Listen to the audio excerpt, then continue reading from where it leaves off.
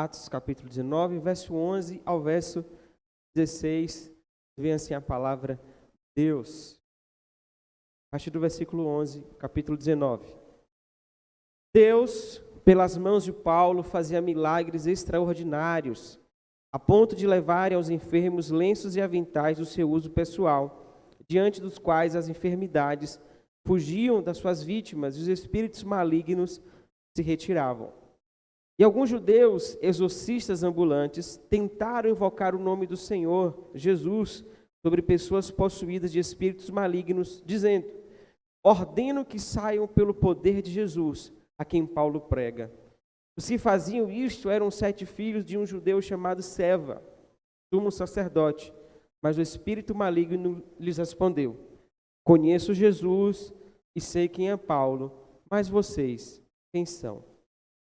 E o possuído do espírito maligno saltou sobre eles, dominando a todos, e de tal modo prevaleceu contra eles, que nus e feridos fugiram daquela casa. Louvado seja teu nome, Senhor, que a tua palavra, o teu poder, Deus, seja manifestado sobre os nossos corações, sobre as nossas vidas, Senhor. Aumenta a nossa fé, renova, Senhor, a nossa confiança em ti, Senhor, e nos ensina a tua palavra, em nome de Jesus. Amém. Queridos, hoje o tema da pregação é o verdadeiro poder. O verdadeiro poder. Quando nós lemos essa passagem de Atos capítulo 19, nós vemos duas coisas que se rivalizam. O texto começa falando sobre o poder de Deus, os milagres de Deus através da vida do apóstolo Paulo, e depois um grupo de homens que tentam imitar o poder de Deus, que tentam manipular o poder de Deus para benefício próprio. A igreja de Cristo, o evangelho de Cristo, a igreja de Cristo, ela estava num contexto de muitas outras religiões, não tão diferente dos nossos dias, mas Paulo estava aqui pregando na cidade de Éfeso, uma cidade com templos, uma cidade com uma idolatria, com um altíssimo grau de feitiçaria. E a igreja, ela estava nesse contexto, a missão de Deus estava nesse contexto, o reino de Deus estava nesse contexto, no local de trevas, no local de feitiçaria, e havia um tipo de duelo espiritual. Quando nós lemos nas Escrituras, no próprio livro de Atos, você vai ver muitas vezes, muitos lugares onde os apóstolos estavam pregando, você vê muitas vezes a feitiçaria, a bruxaria, outras religiões sendo manifestadas, e o poder de Deus libertando aquelas pessoas. Quando nós lemos o livro de Êxodo, por exemplo, que Deus revela o seu poder no Egito, nós vimos ali as pragas no Egito, Deus revelando o seu poder a Faraó e aos egípcios. Quando nós lemos a passagem ali não é simplesmente as pragas ali de Deus, ali castigando o Egito, castigando o Faraó, mas é Deus revelando o seu poder às nações, Deus revelando o seu poder a Israel, o seu poder a Faraó.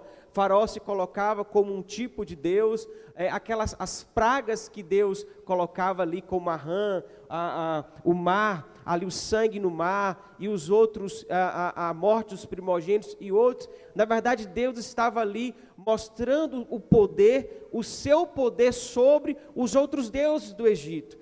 Cada deus que ali era venerado, cada deus ali que era adorado, Deus ia mostrando o seu poder, Deus ia mostrando a sua autoridade sobre aquela nação, sobre aqueles deuses, mostrando o seu poder, mostrando que ele é superior a qualquer deus adorado pelo homem. Quando nós lemos o livro de Gênesis, que o Gênesis começa falando, e Deus criou Deus os céus e a terra, mostrando Deus criador, como Deus criou todas as coisas, mostrando a superioridade de Deus acima dos outros deuses. E quando nós lemos o livro de Atos, nós vemos esse tipo de rivalidade. É claro que eu falo assim, uso esse termo rivalidade, né? Mas claro que Deus está infinitamente acima de qualquer Deus adorado, qualquer demônio idolatrado, ou qualquer feitiçaria, mas é um tipo de rivalidade, e a igreja estava justamente nessa situação, onde o poder de Deus era manifestado em meio ao poder das trevas, e não é diferente das nossas vidas, onde nós na nossa cultura, na nossa cidade, na nossa região, na nossa família, muitas vezes nós vemos o poder das trevas, nós vemos o poder do mal, e somente o poder de Deus para poder destruir o poder do inimigo. Mas quando nós lemos o versículo 11 já começa dizendo: Deus, pelas mãos de Paulo, fazia milagres extraordinários. Quem fazia os milagres? Deus. Quem Deus usava? O apóstolo Paulo. Deus, pelas mãos de Paulo, fazia milagres extraordinários. Ou seja, Paulo era um instrumento de Deus. Nós devemos ser instrumento de Deus para que os milagres de Deus possam acontecer nas nossas vidas. O apóstolo Paulo vai dizer em 2 Coríntios que ele era apenas um vaso de barro para que a excelência e o poder fosse de Deus. Nós vemos, se você perceber bem o texto, ele traz os contrastes. Ele traz os contrastes. E primeiro fala então do poder de Deus sendo manifestado através da vida do apóstolo Paulo. Nós temos dois extremos hoje, infelizmente, nas igrejas. Nós temos aquelas pessoas que não acreditam mais, ou que não oram mais por milagres, e nós temos aquelas pessoas que idolatram mais o milagre e os sinais do que o poder de Deus. Na verdade, o texto deixa bem claro que era Deus usando o apóstolo Paulo. Deus pode nos usar, Deus pode te usar. A Bíblia não coloca os apóstolos, ou os profetas, ou os homens de Deus num pedestal, como homens perfeitos, como homens que não tinham falhas. Não, eram homens falhos, homens fracos, homens com pecados, homens com defeitos, mas que se colocavam à disposição de Deus, para que Deus pudesse usar a vida deles. Deus pode te usar, Deus pode nos usar, Deus pode fazer milagres extraordinários através da sua vida, através da minha vida, através dessa igreja.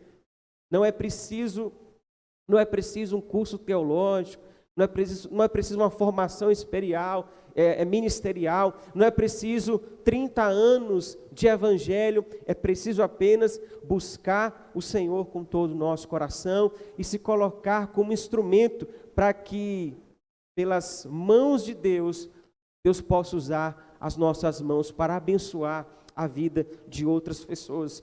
E qual era o sentido desses milagres? A Bíblia diz que milagres extraordinários aconteciam. Qual é o sentido de um milagre?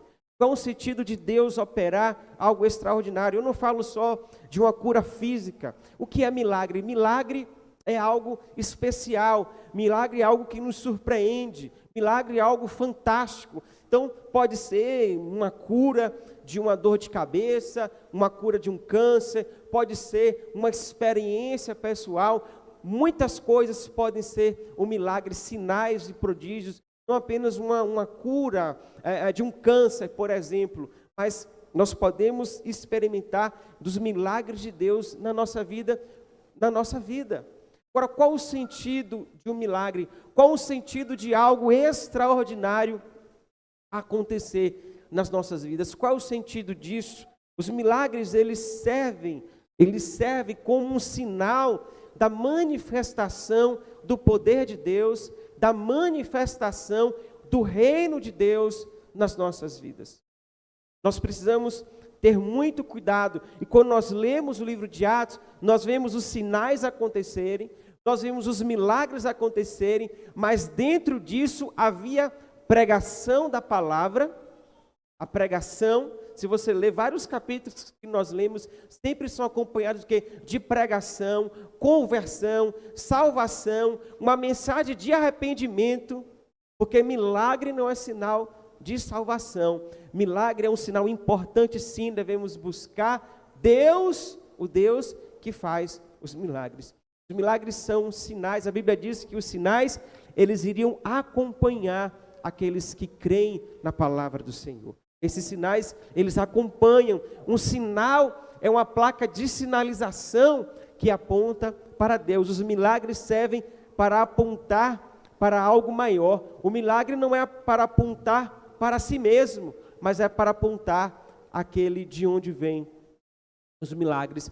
Diferente desses homens que o texto fala, desses exorcistas, de outros feiticeiros e de outros curandeiros que tinha e que ainda existe, que apontam para si.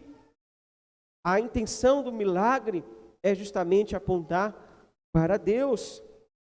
Quando nós vemos o texto, diz que o poder de Deus, o que estava acontecendo era tão extraordinário, que a ponto de levar os enfermos lenços e aventais.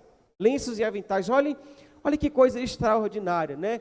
Então, poderia ali, o apóstolo Paulo ali, então, um lenço, um avental, uma parte ali, um tecido dele ali, a pessoa levar lá e aquela pessoa ser curada. Será que nós poderíamos fazer isso hoje? Será que nós podemos fazer isso hoje? Nós vemos hoje muitas igrejas, muitas pessoas fazerem isso. Será que nós, cristãos, também vamos fazer aqui, né? Pegar aqui um lenço, pegar aqui uma água.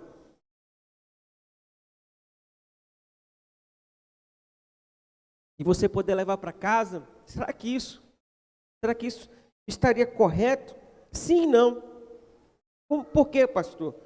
Porque se Deus nos desse uma orientação específica, nós poderíamos fazer. Nós precisamos estar debaixo da orientação de Deus. Mas o que acontece hoje é uma banalização. É uma banalização. Com todo respeito, né, recentemente eu estava até em algum lugar, não lembro, se foi em casa, não lembro onde foi, e aí passou um programa de televisão, e depois no meio desse programa de televisão passava um pastor, e aí ele com um copo de água, e parece que isso se repete sempre. Tem várias igrejas que fazem isso.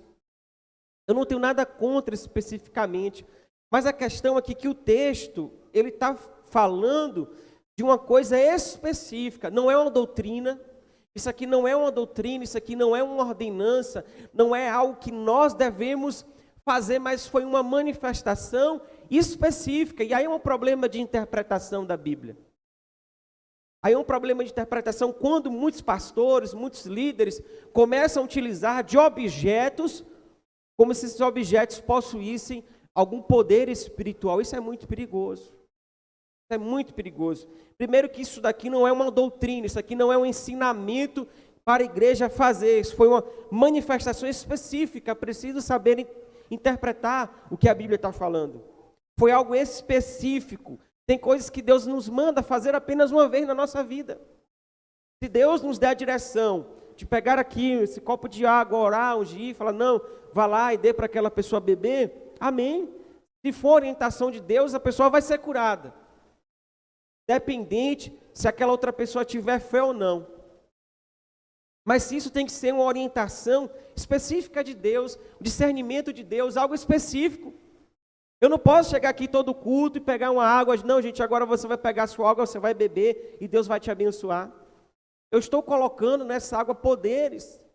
Isso não é bíblico, isso não é um ensinamento bíblico. E eu vejo muitas pessoas, inclusive pessoas que não são cristãs, porque hoje você vê muitas pessoas que não são cristãs, que abraçaram esse tipo de fé, esse tipo de espiritualidade, onde ela vai lá, ela assiste o programa evangélico, ela tem agora um pastor muito famoso no YouTube, que ele faz uma oração, 2, 3 vezes no dia, as pessoas acompanham essa oração. Então, essas pessoas, elas abraçam uma espiritualidade, um misticismo, um secretismo religioso, para poder atender à sua necessidade. Então você vê muito isso hoje, é muito comum. Você tem hoje, é muito comum isso acontecer. E você vai ver muitas pessoas que vai lá, que todo dia pega lá a sua água e bebe. Pastor ora e vai lá beber a água. Mas o coração, a vida continua a mesma coisa. Não se converteu, não experimentou do novo nascimento, não experimentou de uma fé transformadora, não experimentou de um coração regenerado, mas está lá bebendo água todo dia, água ungida, sei lá que tipo de água é. Então isso é muito perigoso. O texto fala muito disso, fala de um grupo de exorcistas, de pessoas que tentavam justamente manipular.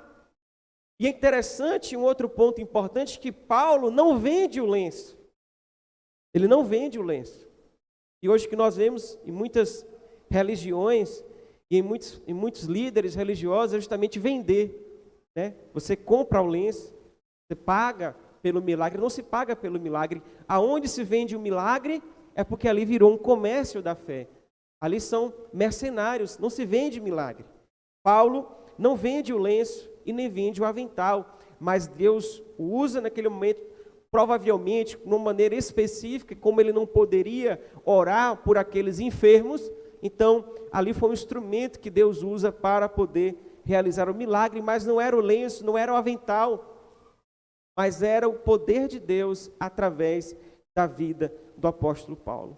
E o que o texto demonstra é que, primeiro ele fala de um verdadeiro poder, do poder de Deus que agia na vida através do apóstolo Paulo, curando aquelas pessoas. E você tem a imitação desse poder, um falso poder.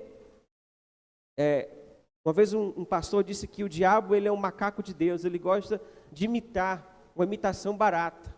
E aí você vê então esse grupo de homens que sabia o que estava acontecendo, então tenta se utilizar de um falso poder para realizar aquilo que o apóstolo Paulo estava fazendo. O texto relata sobre homens que usaram o nome de Jesus com motivação errada. Existia ali uma pessoa endemoniada, mas eles usaram o nome de Jesus, eles usaram o nome de Deus e o nome de Paulo, ordeno que saiam pelo poder de Jesus, a quem Paulo prega. Mas qual era a motivação? Qual era a sua intenção? Perceba que o texto diz que eles eram exorcistas. Existiam naquela época, ainda existe hoje exorcistas também, mas existiam naquela época grupos, né, de judeus, pessoas, tanto judeus como pessoas também de outras religiões que invocavam espíritos ou invocavam algum tipo de divindade para poder expulsar o espírito maligno. Aqui ele fala de Jesus e fala de Paulo. Alguns judeus chegavam até a invocar o nome de Salomão para retirar alguns espíritos malignos. E aqui eles usam o nome de Jesus, falam do nome de Jesus, mas a motivação, o coração não estava em Cristo. O texto diz que eles eram exorcistas, mas eles não eram discípulos de Cristo. Eles eram exorcistas, eles eram pessoas que tentavam manipular o reino espiritual para benefício próprio. Eu já falei isso aqui algumas vezes. É isso que o feiticeiro faz. O que é que um feiticeiro faz? E talvez até muitos cristãos fazem. Eles tentam manipular, eles tentam, através das suas práticas, fazer então com que a divindade obedeça aquilo que ele quer. É assim que muitas religiões funcionam. Elas funcionam através da barganha, elas funcionam através da troca, elas funcionam através da manipulação do Deus que elas adoram. Olha, eu vou fazer isso daqui para você me fazer isso aqui para mim. Eu vou te dar essa oferenda para você então realizar o meu pedido. Eu vou fazer tal coisa para você fazer aquilo dali. E nós cristãos tem muito crente que funciona dessa maneira. Olha, eu vou usar essa fita, eu vou beber essa água, eu vou fazer aquilo, eu vou fazer isso aqui, porque então eu sei que Deus então vai fazer isso aqui para mim. Ou seja, funciona da base da troca. Aqueles homens tentaram usar o nome de Jesus como se fosse uma fórmula mágica. Eles tentaram usar o nome de Jesus como se fosse uma fórmula mágica. E tem muitos de nós também usamos o nome de Jesus como se fosse uma fórmula mágica. Aqueles homens estavam manipulando o reino espiritual. E aqui eu quero falar uma coisa para vocês, eu quero que você preste bem atenção, para que alguns de vocês não me entendam mal. Eu tenho muita dificuldade de orar por algumas pessoas, em algumas determinadas situações, porque eu percebo que nós banalizamos a oração. A oração, por mais que ela seja curta, possa ser no momento de uma refeição, antes de uma refeição, ou antes de dormir, mas a gente precisa levar a oração a sério. A gente precisa levar o nome de Jesus muito a sério. A oração não é uma mandinga. Não é uma mandinga. Não é uma superstição. Ah, pastor, ora por mim que eu estou passando por tal problema. O que é que nos diferencia do candomblé? O que é que nos diferencia do espiritismo? O que é que nos diferencia do kardecismo, sei lá, de qualquer outra religião? O que é que nos diferencia, queridos? Porque se a gente não tiver cuidado, a gente vai poder estar nos mesmos passos, sem perceber. E aí você vê muito cristão dessa maneira. A oração, o nome de Jesus, não pode ser usado de maneira atabalhoada. Não pode ser usada de qualquer maneira. Não estou dizendo que nós não podemos orar por pessoas que não são cristãs. Não estou dizendo que nós não podemos orar por pessoas que não fazem parte da nossa fé. Não é isso que eu estou falando, não. Mas que nós precisamos ter discernimento. Nós precisamos ter sensibilidade, respeito com a palavra de Deus, respeito com o nome de Jesus. Porque as pessoas acham que é assim. Teve uma determinada igreja, eu não vou falar o nome, que eles fizeram drive-thru de oração. Você parava com o carro, passava com o carro, parava, tinha um pastor sentado e orava por você. Sinceramente, me preocupa esse tipo de coisa. Me preocupa. Porque faz com que a oração, faz com que o reino espiritual fosse um tipo de lanchonete. E você chega e você fala, não, eu quero um hambúrguer, uma batata frita e um refrigerante. Eu não sei se eu estou conseguindo ser claro com os irmãos. Não estou dizendo que nós não devemos orar pelas pessoas, com as pessoas, mas nós precisamos ter uma sensibilidade. Aquilo que nós cremos, aquilo que nós acreditamos é algo tão precioso para ser usado de uma maneira tão banalizada. Quantas pessoas, às vezes, eu estou na porta da igreja e passo, pastor, ora aqui por mim. Eu tenho muita dificuldade. Claro que tem muitas pessoas que são sinceras, mas tem muita gente que quer que você ore para resolver o problema dela. Não é assim que funciona. Não é assim que se pede oração. Não é assim que nós, como igreja, devemos clamar a Deus e invocar o nome de Deus. Esses homens usaram o nome de Jesus. Está aí na sua Bíblia. Eles usaram o nome de Jesus. Mas o demônio não saiu.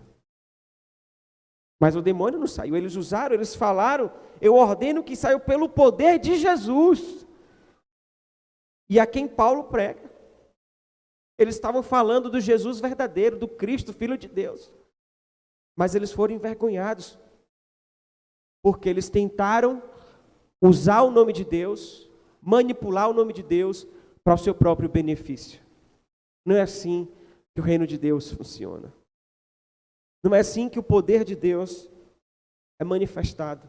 Por isso que eu jamais faria drive-thru de oração para quem quiser passar e receber oração. Respeito quem faz. Respeito. Uma vez um jovem, ele não é cristão, ele me pediu para orar pelo carro dele. Outra coisa também que eu não gosto muito de fazer, ungir carro das pessoas. E aí ele, pastor, ora aqui, é uma pessoa que eu tenho um carinho muito grande, mas não é cristão. E aí eu fiquei incomodado. Aí eu falei, tudo bem, eu oro. Quando eu peguei o óleo ungido, coloquei a mão no carro, falei, Jesus, toma a vida desse jovem, e comecei a orar pela vida dele. Eu não orei pelo carro, não. O carro não precisa de oração, não. O que precisa de oração é gente. Quando nós cristãos, quando nós compramos um carro, nós consagramos a Deus. Mas a nossa vida é consagrada em primeiro lugar. Não adianta você consagrar o carro e não consagrar a sua vida. E eu orei por ele, que o coração dele conhecesse a Cristo. Depois desse dia, nunca mais ele pediu para ungir o carro dele. Não sei por quê. Por quê? Porque ele o quê? Ele queria inconscientemente ele queria manipular Deus. Ele queria manipular o reino espiritual. Ele queria que Deus fizesse o seguro do carro dele. Mas o coração dele não estava voltado para Deus. E tem muita gente que está assim. Aqueles homens tentaram usar o nome de Cristo. Tem muita gente usando o nome de Cristo. Tem muita gente manipulando o nome de Cristo. Quando a Bíblia fala não usar o nome de Deus em vão, é isso também. É como nós banalizamos o nome de Cristo. Quando eu oro por alguém, quando eu oro pela minha vida, quando eu uso o nome de Jesus, quando nós falamos de Cristo, tem que ser com zelo, tem que ser com responsabilidade, tem que ser com seriedade. Não pode ser por brincadeira, não pode ser para agradar as pessoas e para agradar aos homens.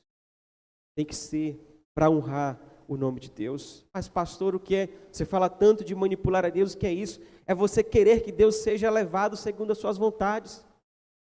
É como se você pulasse dentro de um rio e a correnteza tivesse para um lado e você quisesse nadar para o outro. No rio de Deus, nós vamos na correnteza que Ele deseja. O vento sopra para onde quer. E nós somos levados pelo Espírito Santo de Deus. Não somos nós que manipulamos o Espírito de Deus, mas é Deus que nos direciona. E para encerrar, a casa da ceia, e eu queria que você olhasse para a sua Bíblia, eu queria que durante alguns segundos você meditasse no que o espírito maligno disse para aqueles homens. Diz bem assim: conheço Jesus e sei quem é Paulo, mas vocês quem são? Preste atenção, nós já estamos encerrando. E aqui é uma parte importante da pregação. Olha o que o demônio, olha o que o diabo, olha o que as trevas falam para aqueles jovens, para aqueles homens. Eu conheço Jesus, eu sei quem é Paulo, mas vocês quem são? Pare alguns segundos e medite nisso daqui que nós acabamos de ler. Pare alguns segundos para você meditar. Olha o que o diabo fala, que o demônio fala para aquelas pessoas. Eu conheço Jesus. E eu sei quem é Paulo. Agora, quem é você? Que autoridade você tem? Que poder você tem? Quando nós falamos isso para alguém, né? Às vezes quando nós estamos discutindo com alguém ou com alguma pessoa, né? Às vezes a gente não fala isso. Quem você pensa que é? Quando nós usamos essa expressão, o que quer dizer? Você acha que você é alguma coisa? Você acha que você tem alguma coisa? Às vezes nós usamos isso para poder até ofender as pessoas. E olha o que o diabo está falando. Preste atenção, você crente, você que está na igreja orando, preste atenção nisso. Preste atenção o que o diabo pensa sobre você. O que o diabo pensa sobre você. Aí você fala assim: pastor, eu não vou perder a minha vida pensando que o diabo pensa sobre mim. Claro, com certeza. A gente não vai fazer isso. Eu não me preocupo nada com o diabo. Mas, se a gente for parar atenção no que o texto está dizendo, o que o diabo está falando sobre aquelas pessoas. Que tipo de pessoas, o que essa é uma pergunta retórica, na verdade. Ela é uma pergunta já com resposta, ela é uma pergunta com reflexão. O diabo está falando para você, quem vocês pensam que são? Jesus, eu sei que ele é filho de Deus. Paulo é um homem cheio do poder. Paulo é cheio do Espírito Santo. O diabo conhecia Jesus e Paulo. Jesus por ser Deus e Paulo por ser um homem cheio do Espírito Santo. Mas aqueles homens, eles eram vazios, eram manipuladores, eram um tipo de falsos profetas, tentaram usar o nome de Deus para benefício próprio. E o diabo está falando, olha, o demônio está falando, olha, eu sei quem eles são, mas e você? Quem você é? O diabo sabe quem nós somos. Claro que o diabo não nos conhece como Deus nos conhece. A Bíblia diz que Deus sonda os nossos corações. O diabo não sonda os nossos corações. O diabo conhece das obras da carne. Mas o diabo, de uma maneira, ele sabe quem você é. Se você é um cristão perigoso, ou se você é um cristão morno. O que é um cristão perigoso, pastor? O que é um cristão perigoso? É um cristão cheio do Espírito Santo de Deus. É um cristão que conhece a palavra de Deus. É um cristão que vive o reino de Deus. E como eu posso saber, pastor, o que o diabo pensa de mim? Eu nunca conversei com o diabo. É fácil. É fácil. É só você saber como você leva a sua vida com Deus. Como você glorifica a Deus na sua vida. Como você trata as pessoas. Como você lida com as pessoas. Como você trata a sua família. Como você educa os seus filhos. Como você vive no seu trabalho. É fácil. É fácil saber o que o diabo pensa de você. É fácil. Não precisa mandar um zap. Não precisa ligar para o diabo, não. A forma que nós levamos a nossa vida, primeiro o salmista diz que Deus nos conhece. E o diabo também conhece a vida do cristão. De maneiras diferentes, é óbvio. Mas isso é para nós refletirmos.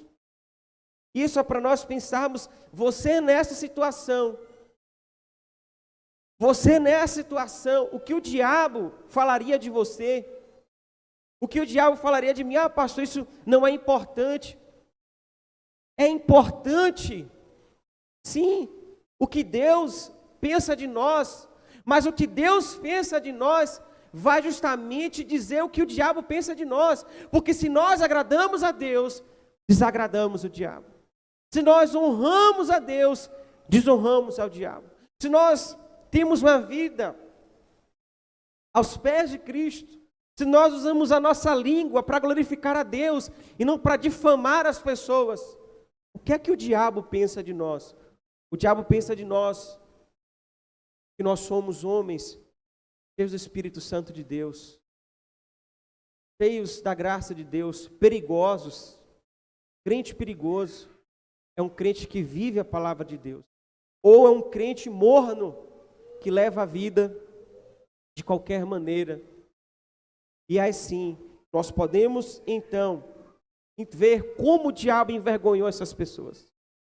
O texto diz que eles eram filhos de um sumo sacerdote. Isso não importa se você está no ministério, se você prega, se você canta, se você conhece alguns versículos da Bíblia. Uma vida vazia é uma vida que agrada o inimigo. E para a gente concluir, de onde vem o nosso poder? Nós vimos aqui, versículo 11, que Deus agia pela vida do apóstolo Paulo, agindo com poder, com graça. Nosso poder, querido, nós não temos poder. Eu não tenho poder. Às vezes, quando eu subo para orar, para pregar,